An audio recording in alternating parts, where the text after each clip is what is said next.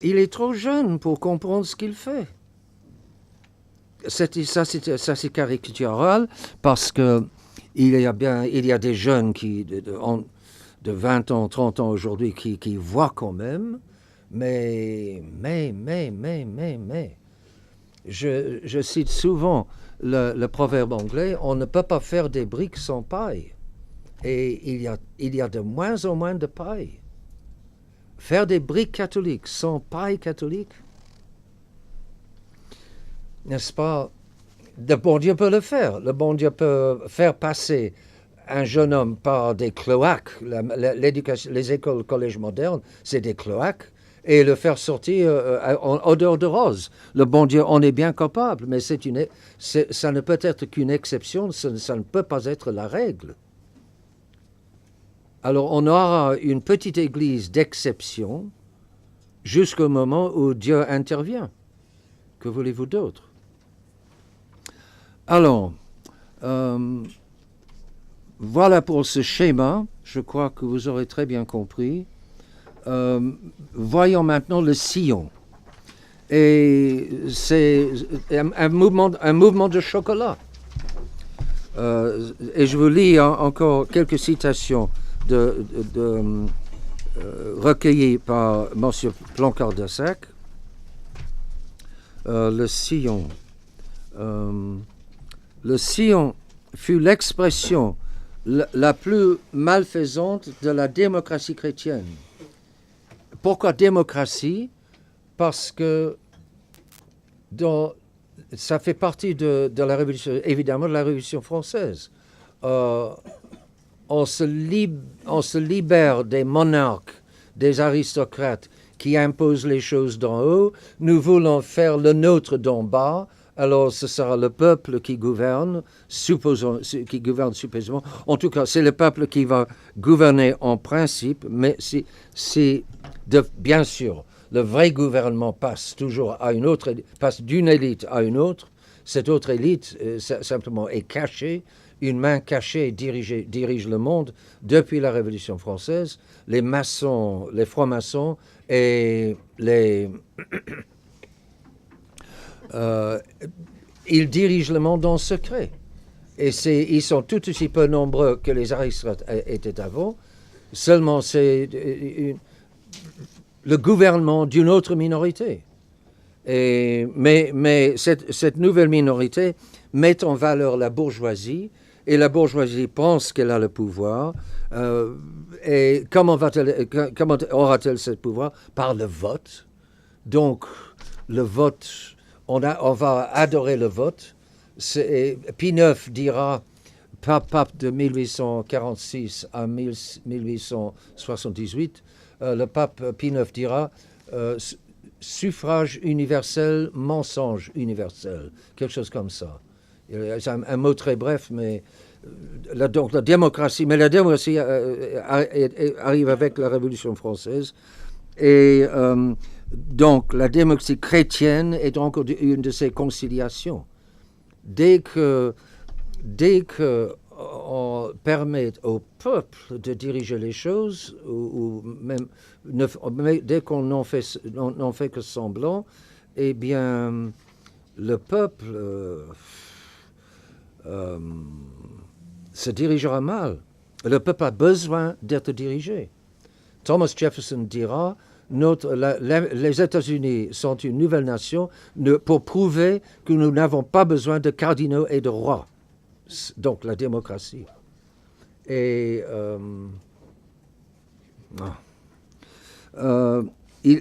mais la démocratie chrétienne, c'est donc une conciliation et qui ne peut pas marcher.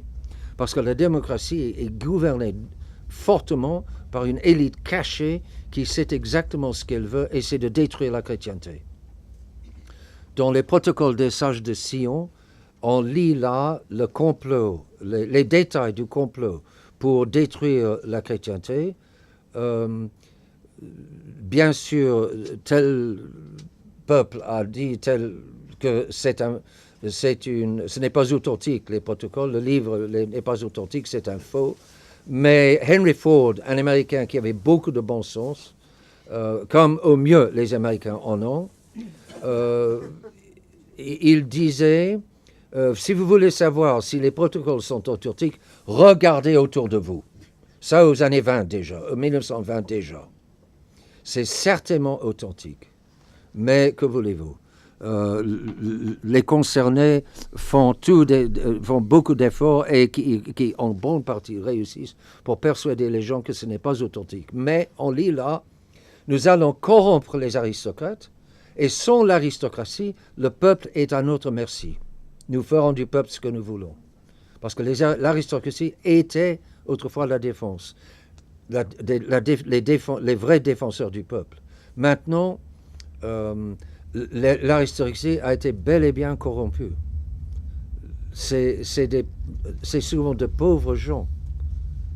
Et que voulez-vous? L'assise en fut né sur les bancs du collège Stanislas à Paris. Le jeune Marc Sangnier, fils de bourgeois fortuné, réunissait ses camarades dans une salle basse du collège à laquelle ils avaient donné un nom romantique, la crypte. Et ils se rassemblent nous en avions marre, dit-il, des mathématiques dont avec comme unique idéal le bicorne et la tangente des polytechniciens, il nous fallait un peu d'air respirable, de l'idéal humain, de la vie. Air, idéal, vie, c'est vague. Et la politique moderne, c'est vague. Nous allons faire un monde meilleur. Nous allons changer les choses pour le mieux.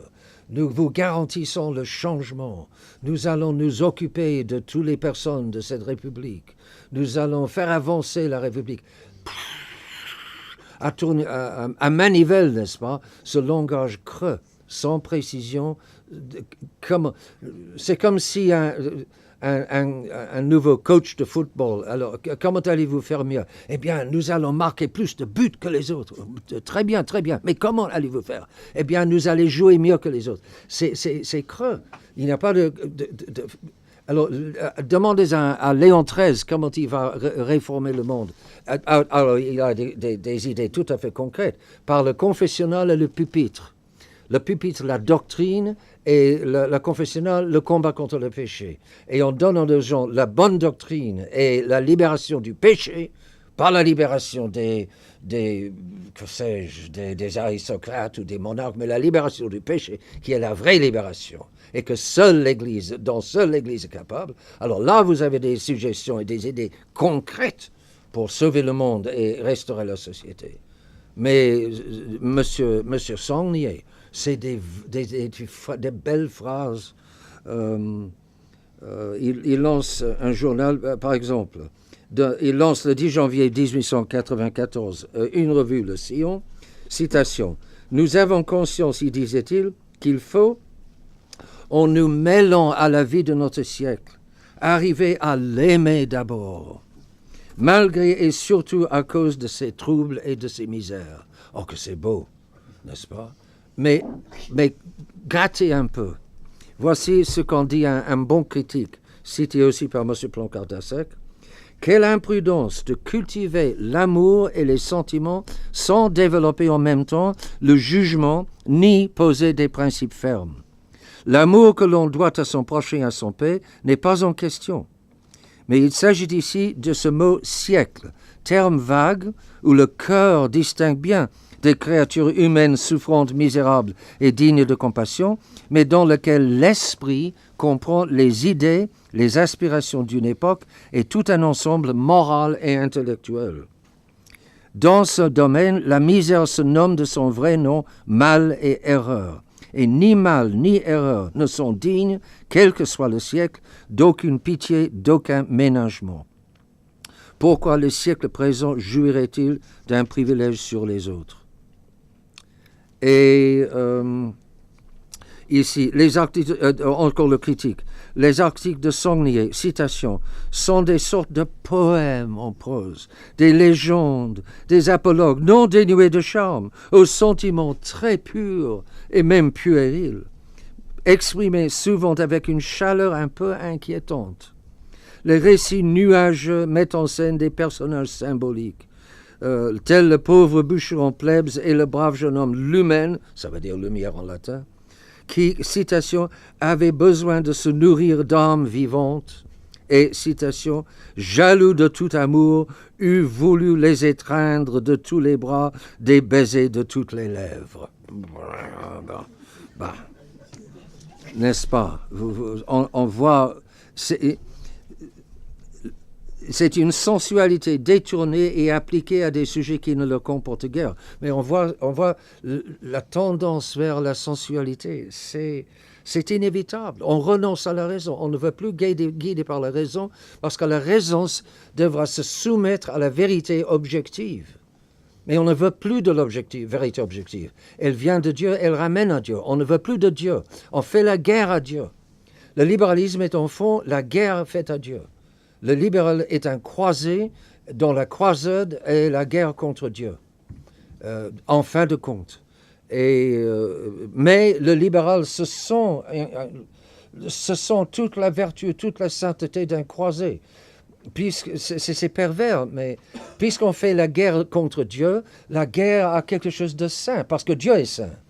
Si la croisade libérale est sainte, alors la fin justifie les moyens.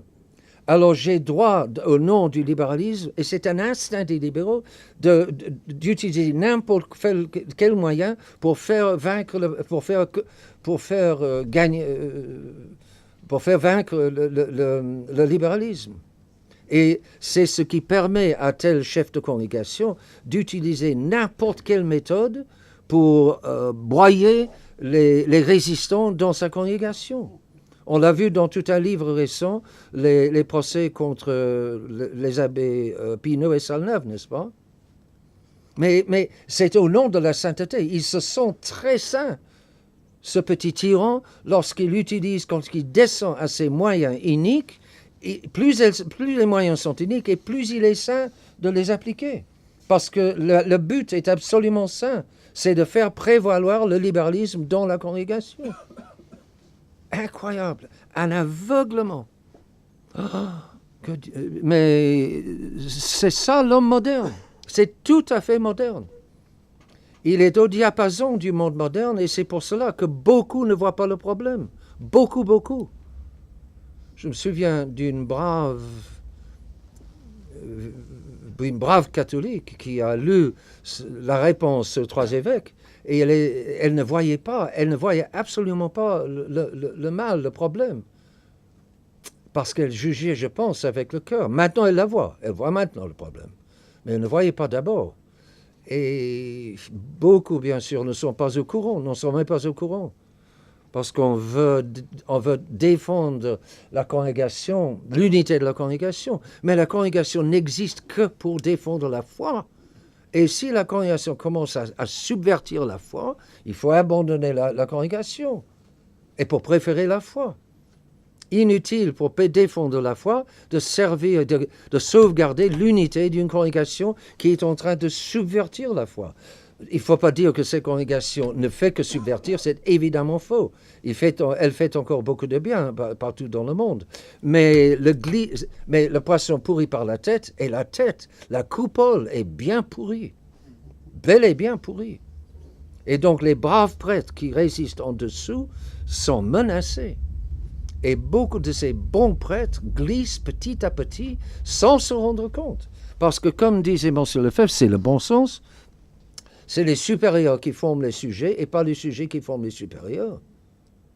Alors, si vous êtes un sujet d'un supérieur qui n'est pas bon, vous êtes le bon sujet d'un supérieur pas bon, attention. Vous êtes dans une... Bon, c'était le cas de M. Lefebvre sous Paul VI et sous Jean-Paul II. Il faut résister respectueusement, avec courtoisie et charité, mais la vérité objective, il faut la dire. Il faut souffrir le cas échéant. Je pourrais vous citer encore des paragraphes de cela, c'est très intéressant.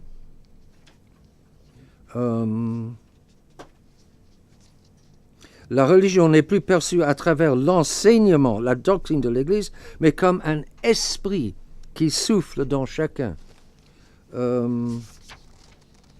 voici en 1904, cet inquiétant jeune homme, à savoir Marc Saulnier, tient ses propos surprenants. Citation.